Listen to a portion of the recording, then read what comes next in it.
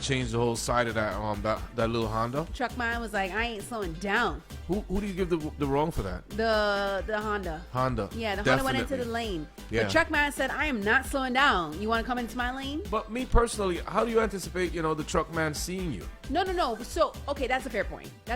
Maybe he didn't see him until after the fact, but Yeah. in the video, it looked like, oh, you here? Let's keep going. Yeah. Then it looked like he slowed down after that. But remember, they released some rules earlier up in the year where they told you what were the blind spots for the trucks. Yes. No. The man in the Honda was wrong. I hope he got But insurance. He abused after the fact. Think he got insurance? Aren't you supposed to automatically get insurance when you get a car? What a year to be selling insurance. Wow. Okay. Tough year. Okay. Their underwriters probably be like, another one? Golly. That should be on their policy.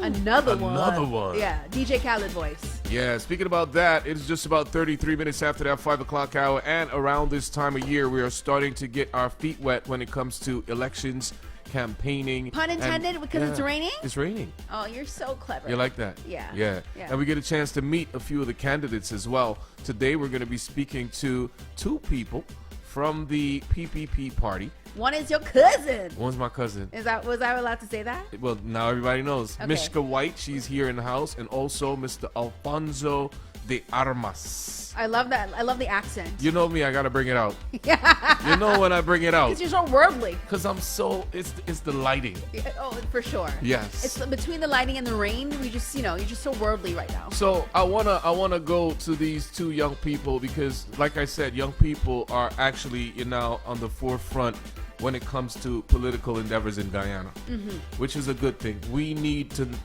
realize that it's young people time now, and if we don't get on board now, we won't be able to shape the future. Oh, look at you. So, are you digging into your political side right now? Casual for president, 5 years. That's 5 years. That's what it sounds like. It sounds I'm telling like you, a true politician I'm speaking in to like us. sin. You ready? No, don't be in like sin. Not like sin? No, don't say that. Is that a bad Yeah. It's a bad thing? When it comes, yeah. When it comes to politics? Yeah. Just say you're in it to win it. I'm in it to win it. There you go. It's All more right, appropriate. So let's start with my cousin. Let's start with Mischka because she's here. She got here first. So By the way, they only found out that they're cousins today. Yeah. So this is what 94 does. Reuniting families. But she's my people. Families that were broken apart. No, we weren't broken apart. I know. I know. We're bringing them together, though. We're not that kind of black family. Wow. Casual. What? Wow. We're a good family. You see, you're gonna make my palms get sweaty. No, it's okay. Don't You do know when that. I get nervous, I get my palms get sweaty. All right, let's talk to Miss Mischka White, ladies and gentlemen. Put She's your hands nice together. Mischka is on the list of candidates for the 2025 elections Yes. race. Mischka, good afternoon to you. How are you? Good afternoon, everyone. I am chill with the weather. I love it. I love it. Ooh. Now, I want you Ready to for talk radio. to us about your early political aspirations. Tell us about what made you get involved in politics, because you could have been any other thing in this You life. could have been anywhere, but you're here today. I am. And And I here with never us. had a dream that I would have been in politics. What actually. motivated you? Like, did you get pulled over from the cops and you be like, you know what? Wow. I'm gonna just be a politician. I'm gonna call you up. Wow. No, No, that Okay. was not it. That was Wow. what motivated you to pick up politics? So I'm a career educator. I spent more than 20 years in the classroom creating policies, be it within nursery, primary, high school, also lecturing at a university side of things, with the University of Guyana, University of London, as well as the University of Bedfordshire. Wow. So when we're talking about doing the work for the people of the country, I have been doing that for 20 plus years. Wow. What got me on this side? At different points in life, opportunities arise. And our country is at a very unique place right now, Absolutely. where we can do one of two things. We can leap forward, and we can truly become the leader of this hemisphere. And that has been a dream of this country that our foreparents had before we became independent. Or we can fall asleep and miss that opportunity. And because of the critical nature where we are at this moment, it has activated me to step from behind the role behind the curtain and to come forward to lend my skills, to give my skills, to continue to be of service, but on a far larger scale. So this is for Guyana, for the children of Guyana in the next 50 years. What happens to them, we decide on September 1. Wow. Now, I'm happy that you mentioned children, because children have been on the forefront of some of the things that's been happening in Guyana as of recent. Yes. Some of the things that have been affecting the children are molestation.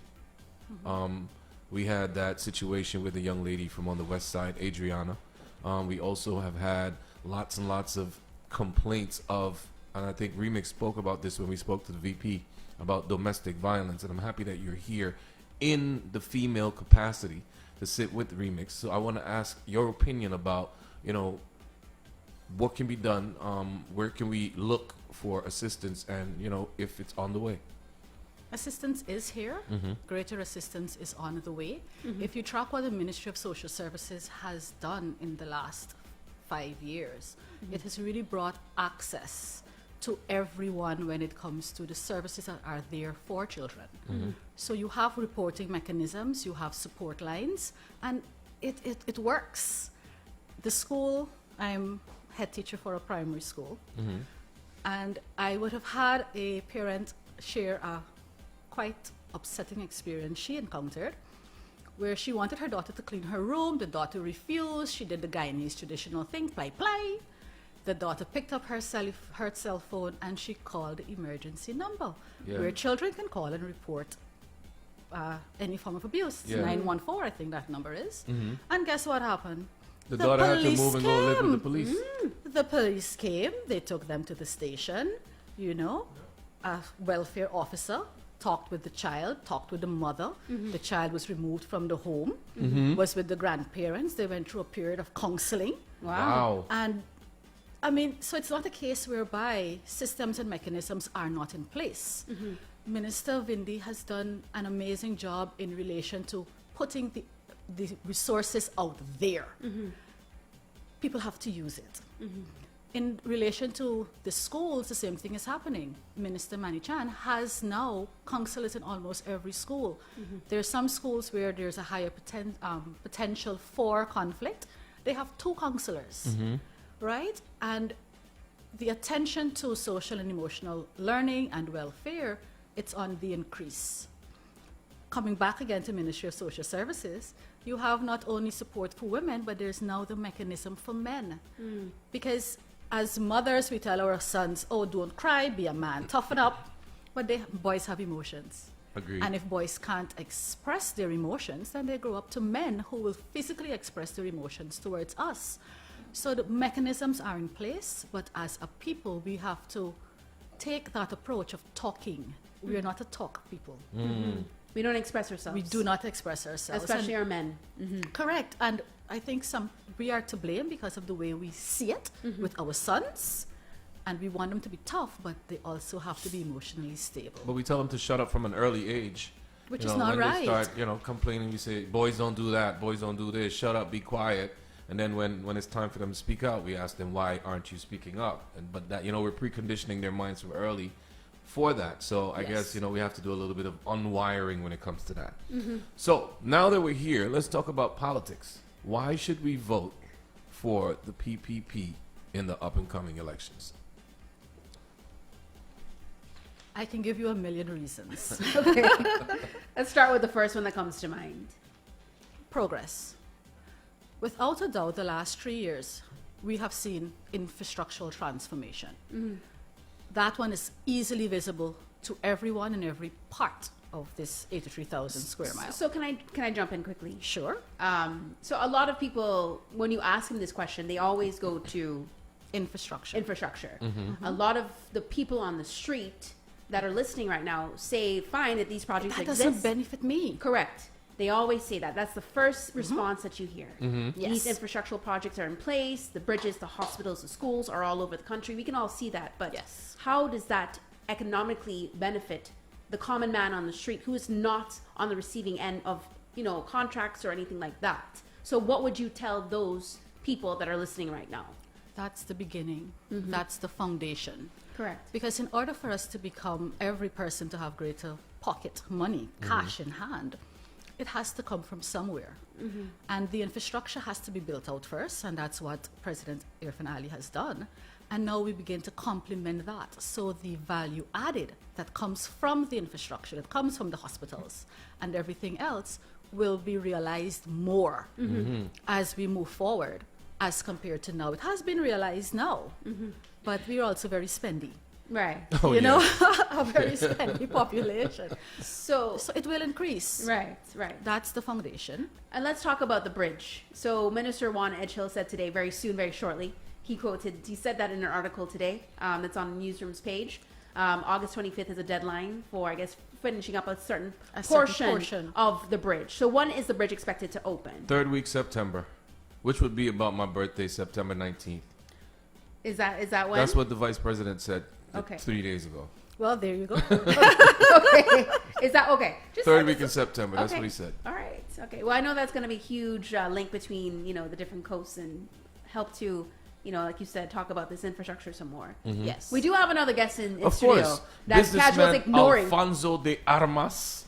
Good afternoon to you, sir. Last time we heard from you, it was on a newsroom article back in 2023, where you were very, very upset that you're living in Bel Air Park, very regular neighborhood.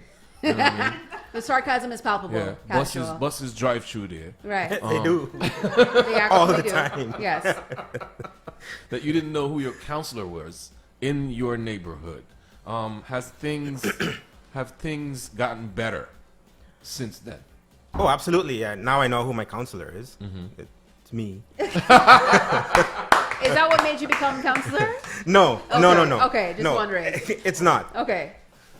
The reason I jumped into politics in the first place is because, I have a background in economics and policy, and I always was the kind of keyboard warrior type. Yeah. Always talking. You was in the comment You're one of section. those. I was in the comment section, right? Yeah, right. Yeah. Always, always in the comment section. That was me. Appreciate it. Yes. And then, one day I guess I had an epiphany, if you can call it that. It sounds really cheesy and corny. No, but that's a what good it word, was, though. right? Yeah. Instead of being in the comment section, why don't you be part of the solution, right? Come out from behind the keyboard and actually try and implement change. I love it. And thankfully I had the opportunity to, and well, here I am today, sitting and talking to you two guys. DJ Casual has been troubling me since I got here, making fun of my name. He's a good Everything. guy. He's a good guy. That's He's how a good guy. we know he likes you. Yes. No. That's how you know I'm paying attention. I'm paying attention. Yeah. So I noticed that you went to school. You studied business and finance, which means that you spent some quality time in class outside of some of the things that I probably did when I went to school. Yeah. So now that you have all of this knowledge, at your fingertips, how can you help to, I guess, add that to what's all of the knowledge that has been What inspired? is your VAT? What is your value added tax? What is his my VAT? tax? Yeah. No. There's no tax there. If anything, it's a dividend. So what is your dividend? So now that I've come out from the comment section, Yes. I'm fortunate to be a part of the People's Progressive Party. It's a party that listens and that values the input from all stakeholders in society, but young people in particular as well. I don't know if you remember, in the lead up to the manifesto production of the party, they actually invited contributions through WhatsApp from anybody in society, and they compiled a list and they included them in the manifesto. So it is a party that listens and learns, and so I'm fortunate to be a part of that culture, which is fantastic. So let me comment something that's probably very obvious to those of you who are watching today.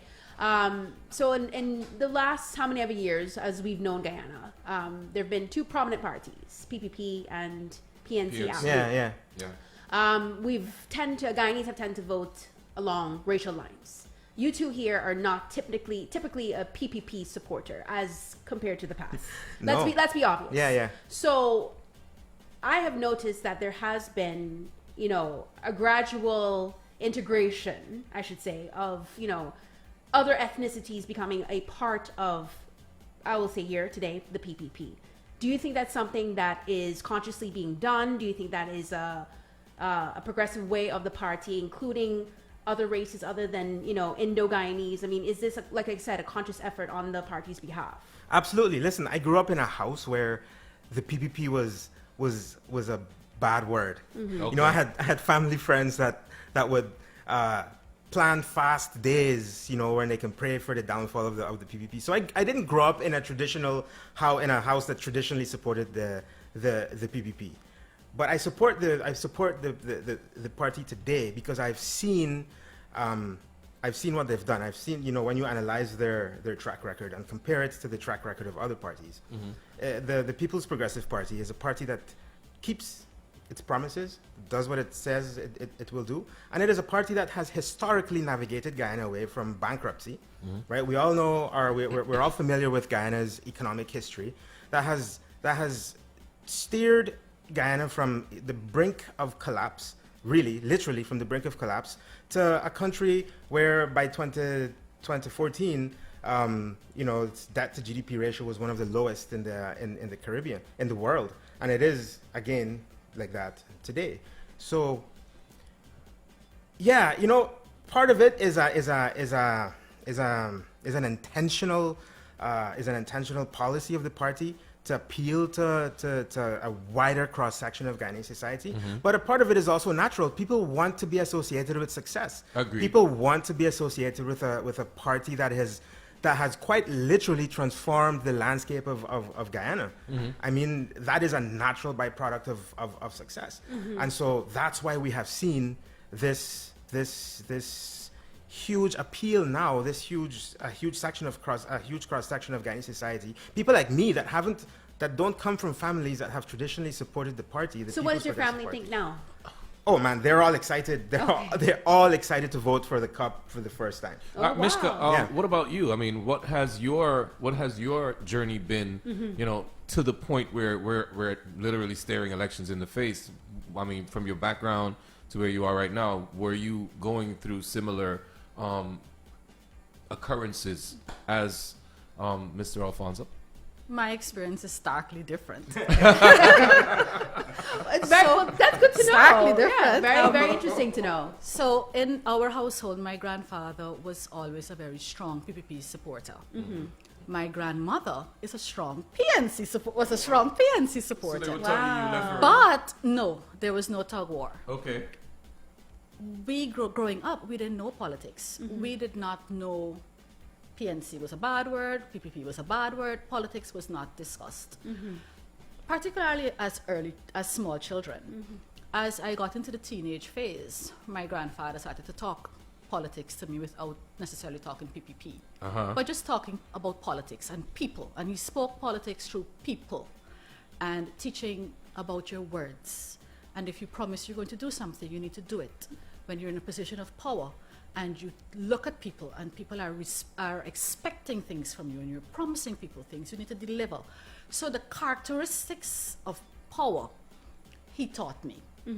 He also used to take me as we were going for walks in the border market. Sometimes we went to Michael Ford's bookstore at Freedom House. Again, me not knowing. Realizing I'm just it. going with my grandfather. Nice little girl going with her grandfather.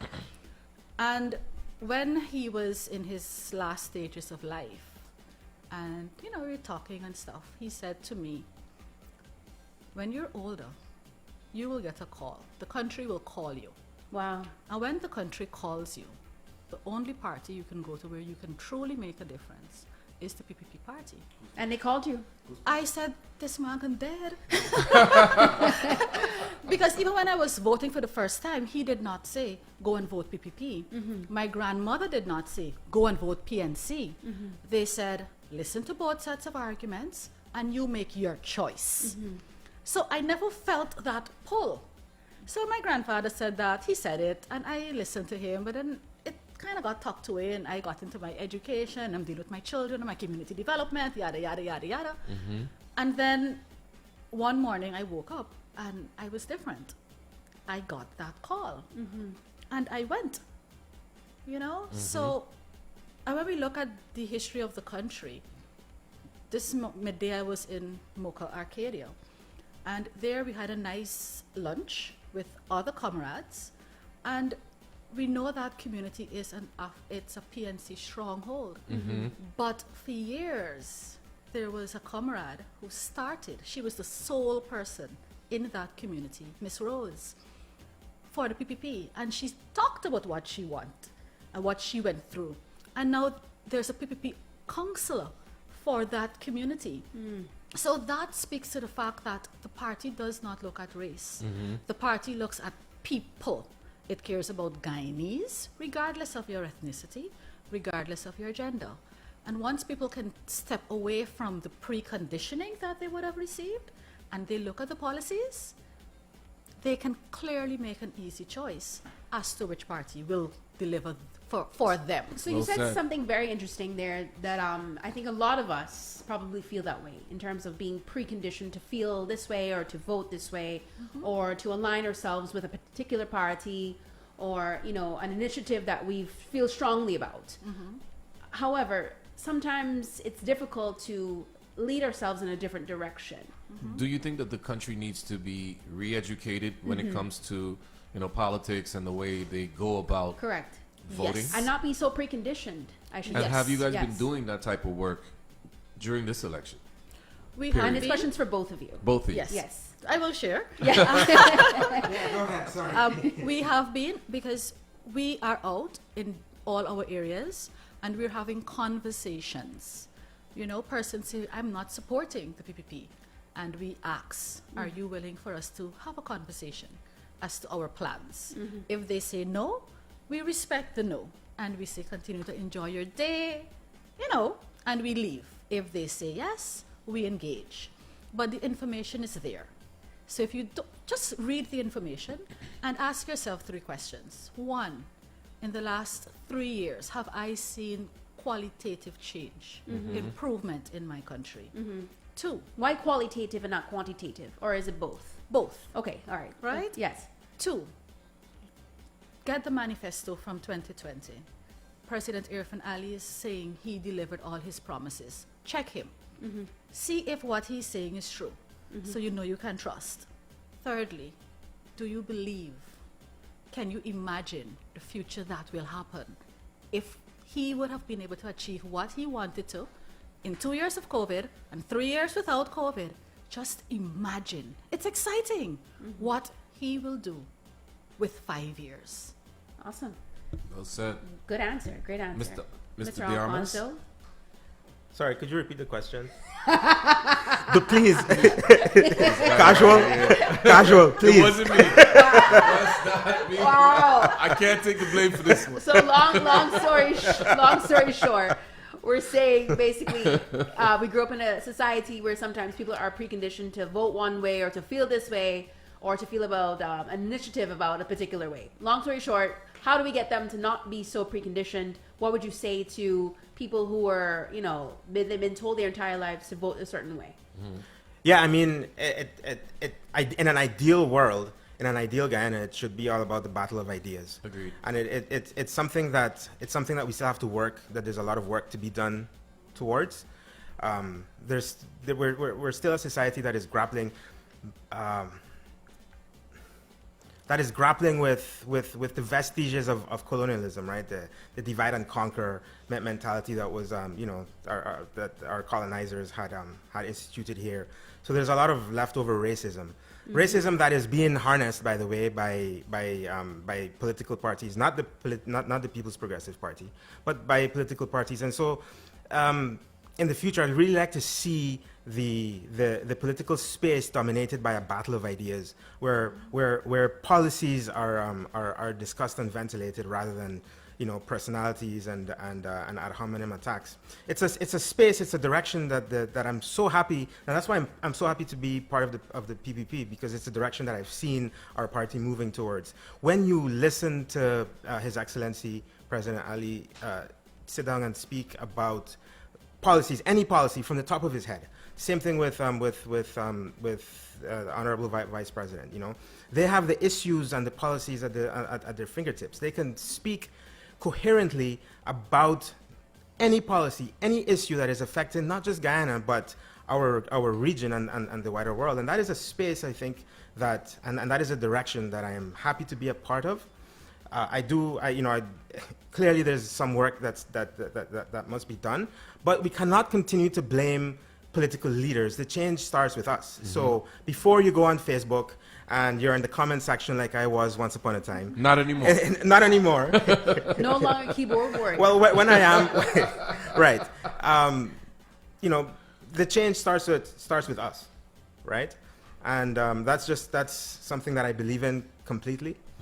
And it's something that I will continue to advocate for. It's not enough just to blame, all the political leaders out there, but the change starts with us. Well said. Right? Well that's said. how we are going to bring change to the political space. Well said. All right. It's 5:59. We can go on for hours. I think that this conversation. We spoke to the VP for an hour and 45 minutes. I think this conversation, when it comes to political leadership of Guyana and in Guyana, we can have this conversation for a very long time. We want to thank you both for taking your time out to come hang out with us this afternoon, and I'm going to give you both an opportunity to convince Guyana to make the decision that you would like them to make, to vote in the direction that you would prefer. Sure. When we look at at this stage in election season, I think it's pretty clear. Almost every party has more or less presented their plans for Guyana. We had the manifesto, the PPP launch. We launched our manifesto on Monday, and I can say without a shadow of a doubt that all the other parties that I've seen, they have focused more on how they're going to spend oil money, but they have not focused enough on how they're going to create wealth in Guyana.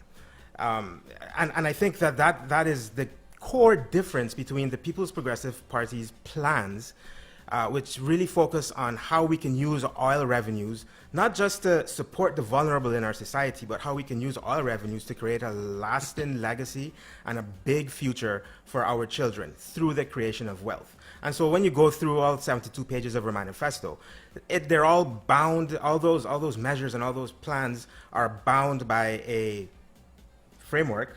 I told you. Macroeconomic. By a framework that makes sense, that is grounded in economic orthodoxy, and that I'm confident will not just support the vulnerable in our society, but will create lasting wealth and opportunities for the citizens of Guyana. Okay. And so that's why you should vote for the PPP. All right. Fair enough. Go ahead. I would say to persons as you're preparing to go on September 1 and cast your vote, I will remind them, of the power of their vote. So those persons who are saying, I'm not going to vote, politics I'm not involved in, this election has a direct impact on your life. And it is not something for you to take lightly. You need to look at the party who fulfills promises, the party that has the track record, who would have proved that they're capable of managing effectively a country. We're not talking about playing Dolly House. We're not talking here about running a company. We're talking about a country. And it's not just a single person. It's the party that has the people with the required skills, nationalism, energy, vision and strategies to fulfill those promises. PPP don't make promises. When they say they're going to do something, they get it done. They work. So vote for the party that will work for you. And there is only one party that would work for you, and that's the PPP. All right.